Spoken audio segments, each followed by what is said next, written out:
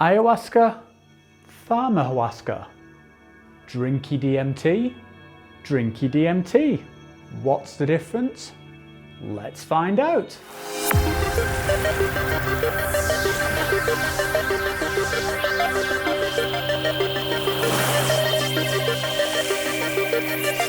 Ayahuasca has received an almost legendary notoriety as being one of the most hardcore psychedelic experiences you can go through.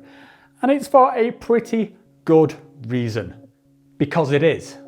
It tastes like burnt dirt, it can give you very uncomfortable body feelings, it makes you throw up, and if you're particularly unlucky, then you can end the night with your pants full of piping hot liquid shit. Still, that doesn't put some people off trying it at home through a brew made with ayahuasca analogues called Pharmahuasca, and I will happily disclose that I was one of those people. It was about 6 years ago and I decided I wanted to test the waters before committing to a trip to South America. So, I did some research online, I got myself some easily obtainable Syrian rue seeds which contains an MAOI, and I combined it with the spice that I already had lurking around the house to make Pharmahuasca.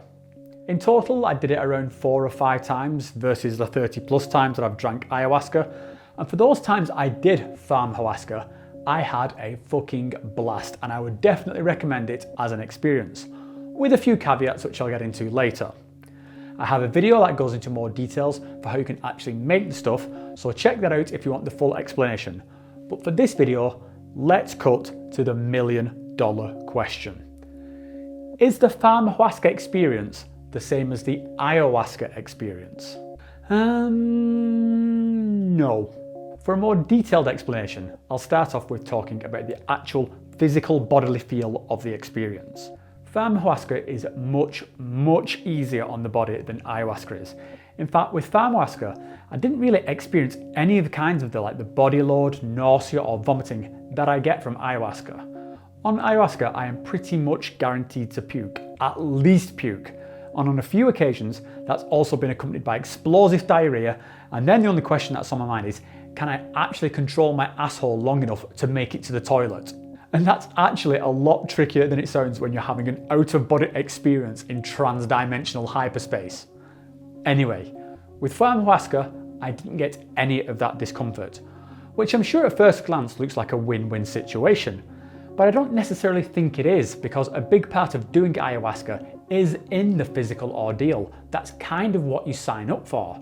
It's a very challenging experience on every level, and as those feelings occur within your body, then they manifest within the experience. The most commonly reported version of this is that people talk about feeling like all their troubles or pains is being pulled into one place within their stomach, which then gets purged out of them. Now, having been through that with ayahuasca, whether or not you actually believe that you are literally purging out your trauma, I can tell you that that is what it feels like. Your problems feel like they come out of you, and you almost instantly feel better for it. And at that point, the experience will usually explode into a state of euphoria that no other psychedelic can really match. So again, I'm not saying that you are literally purging out your trauma. That's a whole different conversation. What I'm saying is that the feeling of doing so has its own merit, which to me is desirable, because otherwise, well, I wouldn't do it. So that's the physical aspect covered, but what about the psychedelic headspace? Well, I would describe Pharmahuasca as feeling very clean. It's much more orderly and is easier to cope with than ayahuasca. And there could be a number of different reasons for that.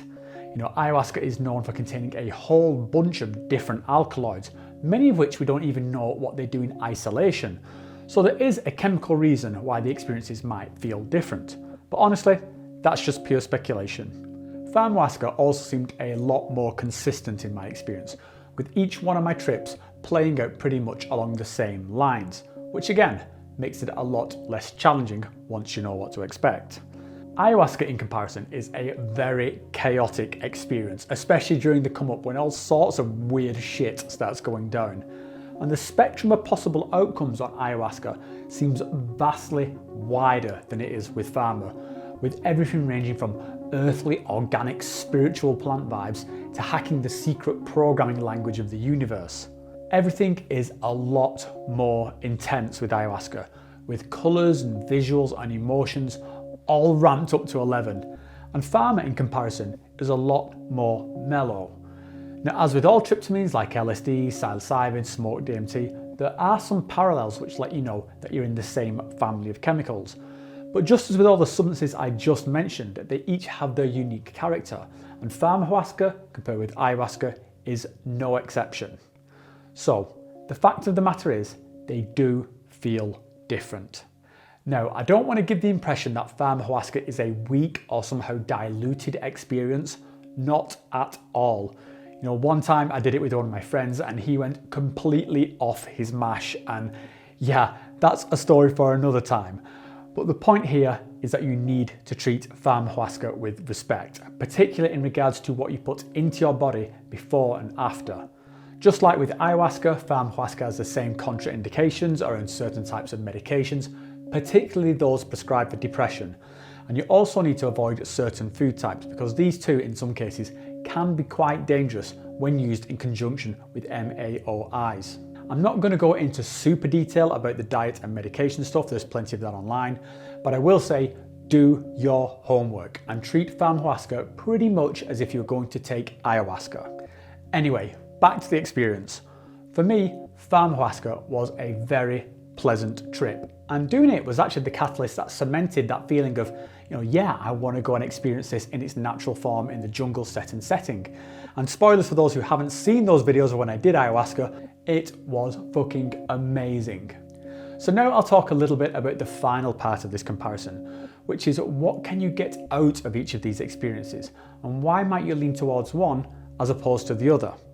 Clearly, both of these experiences are as psychedelic as it gets, so if you're purely just after a trippy time, then either one of them has you covered. Personally, I see Pharmahuasca as a kind of a stepping stone to Ayahuasca, and since doing Ayahuasca, I haven't been back to Pharma. That's not because I've turned my back on it for any particular reason, it's just that I haven't felt that specific calling, and I usually end up drinking Ayahuasca anyway a couple of times a year, so that itch gets scratched there. For me, the real difference comes down to this element of healing and the intention of why are you taking this substance? I do see Ayahuasca as being medicinal, and when I work with it, I do so with intention to try and resolve issues. And I never got that same feeling from Pharmahuasca that it had these kind of same possibilities. It just didn't seem like it was like plumbed into the same kind of healing mechanisms, so to speak. I mean, it is insanely trippy. I mean, it's consciousness expanding, it's all the stuff you would expect from any classic psychedelic, but not healing, at least from my experience.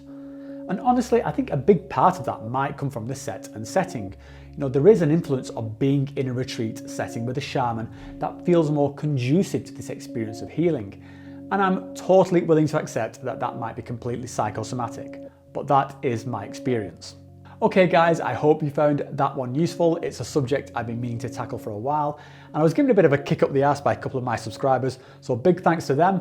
And if anyone has any other suggestions for subjects you want me to cover in these videos, drop me a message in the comments, or on Reddit, or on Discord, or on Instagram, or on any of the numerous platforms that I try and have a presence on. These guys here get a special tip of the hat for supporting the show, and in return they get access to some extra content and features over on Discord.